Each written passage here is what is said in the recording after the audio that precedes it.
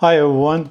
Have you ever spent time capturing bracketed exposures and merged them together into an HDR image and ended up with a photo that is flat, unnatural, and worse than what you could get with a single exposure? If so, you are not alone. Exposure bracketing is one of the most powerful techniques in photography, and also it's one of the most misunderstood ones. Many photographers believe that just turning on the auto exposure bracketing automatically guarantees a better image, but that is not the case. In this video, I'm going to share 5 common auto bracketing mistakes that can ruin your HDR image and also show you how to avoid them. So let's get started.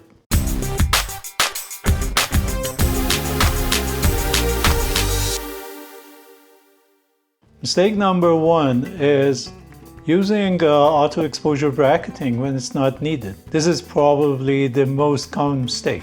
Many photographers bracket every scene just because the camera offers the feature. But modern cameras have impressive dynamic range, especially when you shoot RAW. If you're shooting an overcast landscape, a portrait in soft light, a single exposure can give you all the details in shadow and highlights. A single RAW file can give you all the data that you need.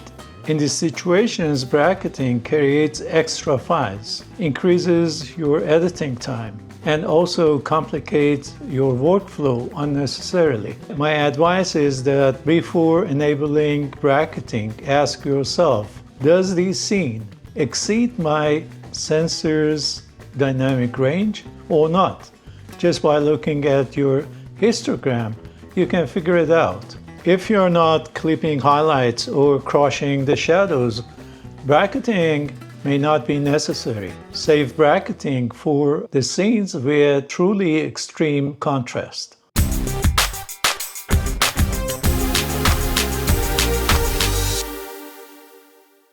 Mistake number 2 is not capturing wide enough bracket. In some scenes with a high contrast, many photographers set their camera to 3 exposures at minus and plus 1 stop, 1 EV, and they assume that it's going to be enough. But some scenes like a snowy scene or a very bright beach, 1 stop at 3 exposures is not going to be enough. You can increase it probably to maybe 3 shots at minus and plus 2 stops, or sometimes 3 stops, or you can increase the exposures to 5 or 7 or even 9 exposure in the final image. If you take 3 exposures at plus or minus 1 EV or 2 EV exposure value,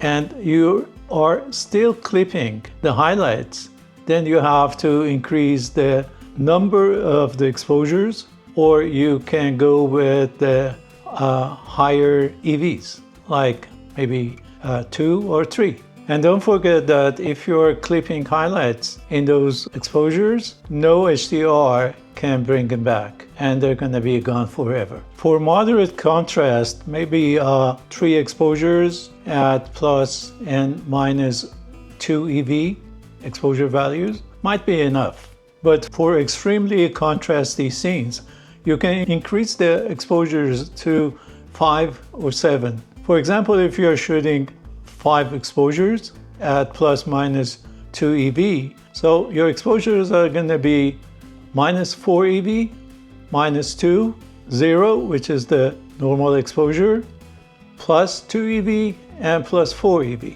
And the goal of shooting exposure bracketing is to make sure that one of these frames preserves the highlights while the other one preserves the details and shadows. And always check your histogram instead of just relying on guesswork.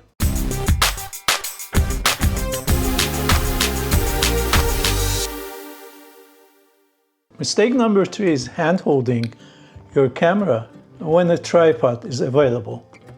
Most of the softwares these days do a fantastic job aligning the images, but alignment has limits. When your camera moves between the exposures, then the problem appears, and you might get kind of a soft image, reduced sharpness, alignment artifacts, and ghosting.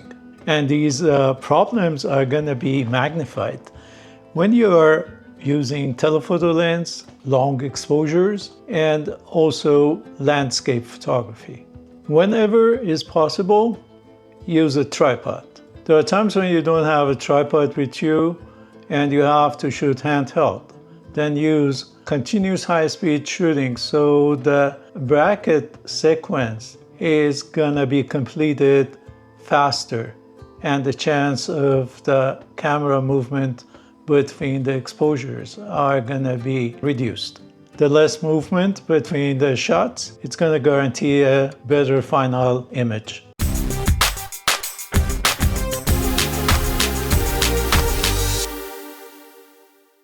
Mistake number 4 is ignoring the movement in the scene. So many photographers focus only on the camera movement and forget about the subject movement in the scene. HDR softwares can only do so much when the scene itself changes. Common examples include moving people, cars, waves, waterfalls, tree branches blowing in the wind, and flying birds. And these movements can create something that photographers call ghosting. Sometimes the solution is simple. Just wait for the scene to settle or end up with just taking one exposure.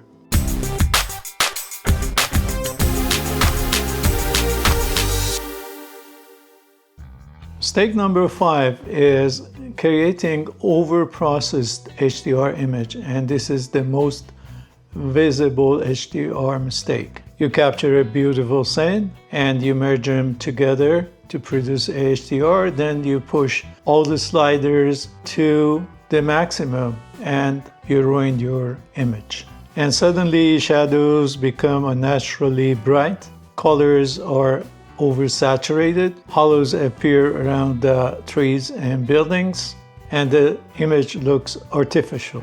Just because HDR software can recover every shadow, it doesn't mean that you should recover every shadows.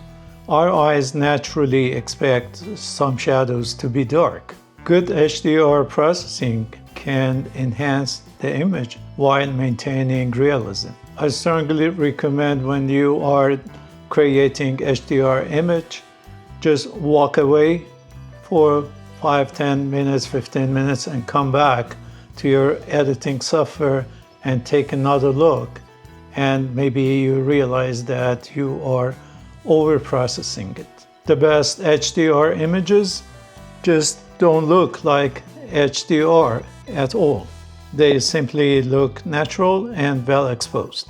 One more thing to remember is just do not change the aperture, because you need to have the same depth of field for every exposure, and that's why aperture priority is the best mode for shooting exposure bracketing. Exposure bracketing is a fantastic tool, but like any other tool, you have to use it correctly. Thank you so much for watching the video. I hope you liked it and it helps you to get better HDR images and use this fantastic feature, auto exposure bracketing or AEB, correctly. By liking the video and subscribing to my channel, you give me the energy and also the motivation to keep making these videos. I post a new video every week on Monday or Tuesday, and by subscribing you won't miss any of the upcoming videos. If you have any question, just leave it in the comments. I'll be more than happy to answer them. As usual, take good care of yourself, keep shooting. I see you in the next video. Cheers.